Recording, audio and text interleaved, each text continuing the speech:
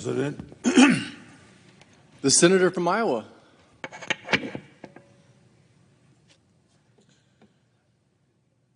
Everybody knows that except for Native Americans, this great nation of ours is a nation of immigrants.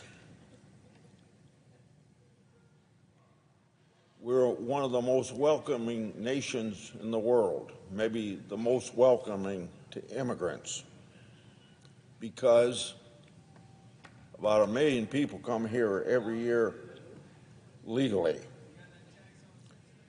My family has been blessed by two: a daughter-in-law of 45 years from South Korea, a granddaughter-in-law of about 6 or 7 years from Ethiopia. I've learned much from them, and I think America is great because of the people that come here. But we're also a nation based on the rule of law, and we have not seen that immigration law enforced over the last 4 years. So I'm going to be voting for Governor Noem because she's committed to enforcing our immigration laws. I think Secretary Mayorkas felt in his heart that we ought to give the American land of opportunity, the opportunity to anybody who wanted to come here. He said he was enforcing the laws, but we know that he wasn't enforcing laws, because you saw every night on TV people crossing the Rio Grande, coming to this country and violating our laws as they entered. We all know that if you're going to be a sovereign nation, you got to control your borders. We can't have millions of people coming here in violation of our laws, people that are on the terrorist watch list, people with criminal records, everybody just willy-nilly coming here. We are that land of opportunity, but also a land of the rule of law. We're seeing deportations going on now with priority on people that are criminals or on the terrorist watch list. We're hearing some economists and some business people saying our economy is in jeopardy if we deport these people, but no employer is going to hire somebody on the terrorist watch list if they know that they are. No employer is going to hire somebody with a criminal record if they know about that criminal record.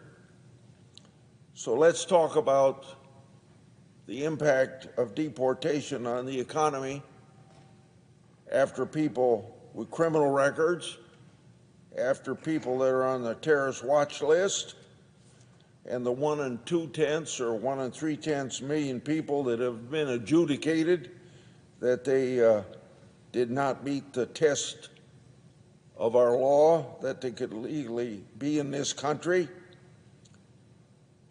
And to have those 3 categories of people deported, then maybe let's talk about the impact on the economy after that.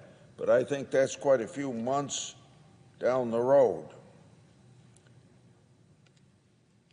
One other reason that I'm voting for Governor Noem, and this is a repeat of what I said last night on the floor of the United States Senate in regard to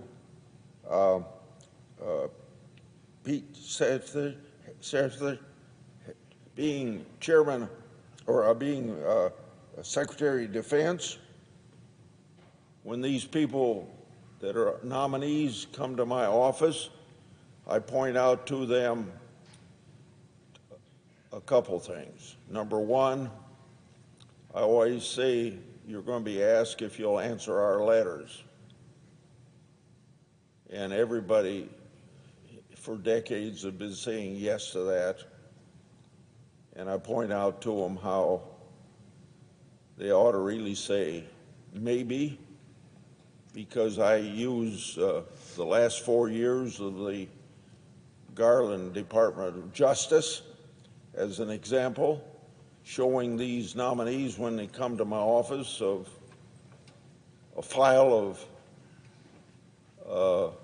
about 158 letters that the Department of Justice and the FBI haven't appropriately answered, even after they said they'd answer all of our letters. Now, that may be a tongue-in-cheek maybe, quote unquote, maybe, when I tell them that, but I think we have a responsibility to make sure that in our constitutional job of oversight to see that the laws are faithfully executed, that we, when we contact the administration, we think things are wrong, that we're entitled to an answer. This isn't a problem just in a Democrat administration. This is a problem in Republican administrations. So I asked the new Secretary of Defense that issue. He said he was going to be diligent about that, and I discussed the same thing with Governor Noem as well, because we ought to have our cooperation of the executive branch of government in Congress doing its job of oversight. I'm satisfied that Governor Noem will, to the best of her ability, help us with our oversight responsibilities and even help us get answers to those left over from the Biden administration. I think Governor Noem is very well qualified to be Secretary of Homeland Security. I wish her well in the enforcement of law and re-emphasize that border security is very important, not only for the sovereignty of this great nation of ours, because you can't be a sovereign nation if you don't control the borders, and secondly, for our national security, because you can't have people on the terrorist watch list coming to this country and invading us, and also for law enforcement, because you can't have people with criminal record coming to this country. It's a big job that's left over from the last 4 years of a Secretary of Homeland Security that wasn't enforcing the law. I think Governor Noem is up to the test, and we wish her well as she proceeds down this road of making sure that the sovereignty of the United States is protected and our national security is protected, and we have a safe nation based upon law enforcement being able to do its job. I yield the floor.